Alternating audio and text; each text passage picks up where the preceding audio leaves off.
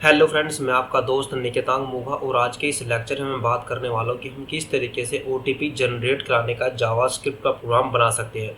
तो लेक्चर को शुरू करने से पहले फ्रेंड्स, अगर इस यूट्यूब चैनल पर आप पहली बार आए तो प्लीज़ इसको सब्सक्राइब करो, बेल आइकन को प्रेस करो ताकि इस तरह के इंटरेस्टिंग वीडियो आपसे मिस ना हो। तो चलिए शुरू करते हैं। तो मैंने अपने नोटपैड प्लस प्लस में यहाँ पर बेसिक कोड तो लिखा हुआ है। तो सबसे पहले हम करने क्या वाले हैं, हम यहाँ पर एक बटन शो कराएंगे। जब यूजर उस बटन में क्लिक करेगा तो हमारा ओटीपी दिखेगा उसको एक टैग के अंदर, H1 टैग के अंदर।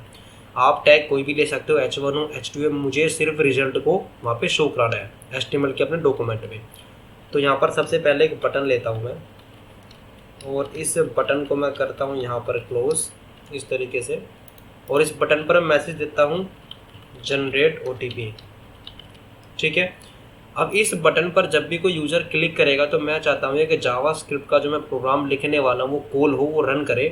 तो इसलिए यहाँ पर ऑन क्लिक इवेंट लगाऊंगा। तो ऑन क्लिक यानी क्लिक पर एक फंक्शन रन होगा, फंक्शन मैंने पास किया माईफन। ठीक है। अब जब यहाँ पर मेरा कोई बटन पर क्लिक करेगा तो उसका जो रिजल्ट आएगा जावास्क्रिप्ट के फंक्शन के बाद में, तो वो रिजल्ट मैं कहाँ पे दिखाऊंगा। तो उसके लिए मैं एक टैग ले लेता हूँ यहाँ पर H1। आप कोई भी ले सकते हो, जरूरी नहीं है कि आप H1 लो, मैं H1 ले लेता हूँ। ठीक है। और यहाँ पर मैं एक मैसेज डाल देता हूँ अभी डमी, योर ओटीपी इस तरीके से। ठीक है। अब मैं क्या करूँगा, मैं इसको एक आईडी दूंगा क्योंकि आईडी को मैं कॉल करूँगा ताकि इसमें अपना रिजल्ट शो करा सकूँ। आईडी इक्वल मैं यहाँ पर दे देता हूँ इसको रिजल्ट। तो मैंने यहाँ पर एक आईडी दे दिया इसको, आईडी रिजल्ट। अब मैं अपना जावास्क्रिप्ट का प्रोग्राम लिखता हूँ। तो सबसे पहले मैं क्या करूँगा, एक फंक्शन क्रिएट करूँगा माई फन, जो हमने ऊपर डिफाइन किया था। अब मैं क्या करने वाला हूँ, मैं यहाँ पर एक लेट वेरिएबल लूँगा, लेट इक्वल में, और लेट मैं यहाँ पे नाम रख देता हूँ ओटीपी इक्वल में, वैल्यू में कुछ भी नहीं दूंगा क्योंकि वैल्यू को हम जनरेट कराएंगे लूप के थ्रू और उसको स्टोर कराएंगे इसके अंदर। तो यहाँ पर मैं एक फॉर लूप चलाऊंगा क्योंकि मैं 6 टाइम चलाऊंगा, क्योंकि मुझे 6 नंबर का डिजिट का ओटीपी चाहिए। अगर आप 4 डिजिट का चाहते हो तो आप 4 टाइम चलाओ, और 5 का क्या चाहते हो 5 टाइम लूप चलाओ। तो यहाँ पर मैं लूँगा लेट आई इक्वल में 0, देन इसको मैं चलाऊँगा 6 टाइम, देन आई करूँगा मैं प्लस प्लस। ठीक है। इस लूप के अंदर मैं क्या कराऊँगा, मैं यहाँ पर 2 फंक्शन का यूज़ करूँगा। सबसे पहला मैथ डॉट रैंडम, तो मैं यहाँ पे इसके लिख लेता हूँ मैथ डॉट रैंडम। ये क्या करके देगा, मुझे रैंडम नंबर जनरेट करके देगा। ठीक है, ये मुझे रैंडम नंबर जनरेट करके देगा। अब ये किस तरीके से देगा मैं आपको दिखा देता हूँ। तो मैं इसको यहाँ पे कट करता हूँ और कंसोल में ना, चलो मैं इसको आपको यहीं पे दिखा देता हूँ।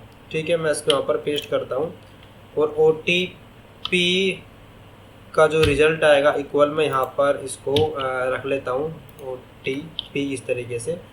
और जो इसका रिजल्ट आएगा मैं बेसिकली इसको शो कराऊंगा, कंसोल में भी शो करा सकता हूँ। तो मैं कंसोल डॉट लॉग में यहाँ पर ओटीपी में आपको रिजल्ट दिखाना चाहता हूँ कि रैंडम किस तरीके से वर्क करता है।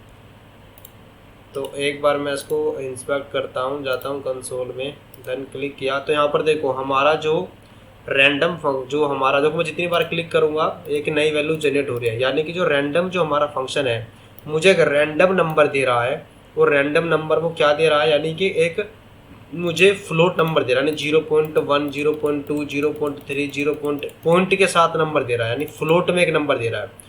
तो मुझे नंबर तो चाहिए, लेकिन अब ये जो मेथड है हमारा ये 0 से 1 तक के बीच का नंबर देगा, यानी 0.1 0.2 0.3 0.3। मुझे ये नहीं चाहिए, मुझे 1 से लेकर 9 तक के बीच की डिजिट चाहिए। ठीक है, यानी तो मैं क्या करूँगा, इसको मल्टीप्लाई कर लूँगा 10 से। अब देखो मैंने मल्टीप्लाई किया 10 से इसको। अब मैं यहाँ पर इसको जनरेट करा रहा हूँ, इसको रिफ्रेश करता हूँ पहले। ये देखो यहाँ पर अब जो वैल्यू आ रही है वो मेरा 5 भी आ रहा है, यानी पॉइंट में तो आ रहा है, फ्लोट में तो आ रहा है, बट 5 आ रहा है, 2 आ रहा है, 4, यानी 0.10 और 1 के बीच में ना आकर ये 0 से लेकर 10 तक के बीच में दिखा रहा है मेरे को। ठीक है, 9 यानी 9 तक के दिखा रहा है इस तरीके से। ठीक है। अब मुझे जो नंबर है वो नंबर मुझे फ्लोट में नहीं चाहिए, तो फ्लोट में नंबर ना लेने के लिए मैं क्या कराऊंगा, फ्लोर, यहाँ पर मेथड का फंक्शन यूज़ करूँगा फ्लोर। वो क्या करेगा, वो बेसिकली नियरेस्ट वैल्यू के अंदर इसको राउंड कर देगा। तो मैंने क्या किया, मैथ यहाँ पे लगाया फ्लोर, और इसको बाउंड्री के अंदर इसको मैंने बंद कर दिया इस तरीके से। मैं सेव करूँगा, करता हूँ रिफ्रेश, अब मैं देखो जनरेट ओटीपी पे कर रहा हूँ तो नंबर मुझे एक इंटीजर आ रहा है, यानी कि कोई फ्लोट में नहीं आ रहा। ये देखो 6 है, 6 है, 4 है, 3 है, इस ये है।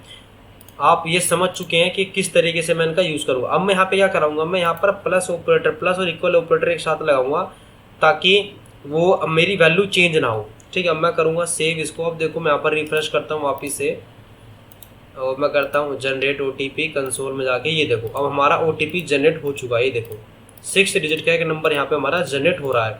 ठीक है, तो बेसिकली यहाँ पर जो मेन काम है वो है मैथ डॉट रैंडम का मल्टीप्लाई बाय 10 कर रहे हैं और देन उसको फ्लोर के थ्रू एक नंबर में हम पॉइंट को यानी फ्लोट को हटा दे रहे हैं। इंटीजर नंबर हमारा आ रहा है। अब मैं क्या करूँगा, मेरा काम था कि इस रिजल्ट के अंदर शो कराना था। तो कंसोल तो मैंने आप इसलिए यहाँ पे दिखाया था कि मैं आपको इनकी फंक्शनैलिटी को समझा सकूँ। ठीक है, अब मैं क्या करूँगा, यहाँ पर मैं बेसिकली क्या करूँगा, document dot gate element by, यहाँ पर मैं करूँगा आईडी, और आईडी क्या है, रिजल्ट। ठीक है, रिजल्ट है। अब मैं क्या करूँगा, बेसिकली इनर HTML इक्वल में, उससे पहले मैं क्या करूँगा, यहाँ पर मैं चाहूँ तो यहाँ पर भी दे सकता हूँ मैसेज। तो मैं यहाँ पर मैसेज देता हूँ वही सेम, योर OTP इज, इस तरीके से, then space, then plus OTP semicolon. ठीक है, सेव करता हूँ। अब मैं करता हूँ इसको रिफ्रेश, देन करता हूँ जनरेट OTP पर क्लिक। तो जैसे यूज़र क्लिक करेगा हमारा 6 डिजिट का एक OTP जनरेट हो गया। वापस से करता हूँ जनरेट, ये देखो जनरेट OTP इस तरीके से। अगर मुझे OTP 4 डिजिट का चाहिए तो मैं यहाँ पे लूप चलाऊंगा 4 टाइम्स, सेव करता हूँ, देन रिफ्रेश, जनरेट OTP। ये देखो 4 डिजिट का हमारा OTP जनरेट हो चुका है। तो फ्रेंड इस तरीके से OTP को जनरेट कराने का प्रोग्राम लिखा जाता है। ये बेसिकली एक आपको समझाने का तरीका था। वैसे बहुत सारी चीज़ें इसके अंदर ऐड की जाती है ताकि मोबाइल पर OTP आए, फिर वो चेक होगी OTP सेम है नहीं है, तो बहुत सारी चीज़ें होती है। बट एक कॉन्सेप्ट को मैं समझाने का तरीका था वो कैसे काम करता है। तो मेन हमारा मैथ डॉट रैंडम फंक्शन होता है, यानी कि ये क्या करता है, एक रैंडमली नंबर देता है 0 से लेकर 1 तक के बीच, वही फ्लोट में देगा। अब मुझे 0 से 1 तक के बीच में तो नंबर नहीं चाहिए, मुझे OTP में 2 भी चाहिए, 3 भी चाहिए, 4 भी चाहिए, 5 भी चाहिए। इसलिए मैंने इसको मल्टीप्लाई किया 10 से। अब मुझे 2 आ रहा है लेकिन मुझे फ्लोट में नंबर नहीं चाहिए, तो मुझे मैथ डॉट फ्लोर इसको यहाँ पे एक फंक्शन रन करना पड़ा, मेथड रन करना पड़ा यहाँ पर, ताकि वो मेरा एक होल नंबर बन जाए। यानी कि 2.3 है तो वो मेरा 2 बन जाएगा, 2.9 है तो 3 बन जाए, इस तरीके से। और मैं यहाँ पर अगर प्लस ऑपरेटर का यूज़, इक्वल ऑपरेटर का यूज़ नहीं करूँगा तो यहाँ पर क्या होगा, वैल्यू प्लस होती रहेगी, यानी वैल्यू चेंज हो जाएगी। तो मुझे वहीं पर उसको ठीक कर रहा है, यानी एक के बाद एक के बाद एक आ जाए। यहाँ पे डॉट टू स्ट्रिंग भी हम यूज़ कर सकते हैं, बट उसकी नीड नहीं है आपको समझाने के लिए। तो आई होप ये लेक्चर आपको अच्छा लगा होगा। अगर इसमें कुछ भी सीखने को मिला तो प्लीज़ इस यूट्यूब चैनल को जरूर सब्सक्राइब करो, बेल आइकन को प्रेस कर लो। मिलते हैं नेक्स्ट में नए लेक्चर में नए टॉपिक के साथ। तब तक thank you, take care, bye bye.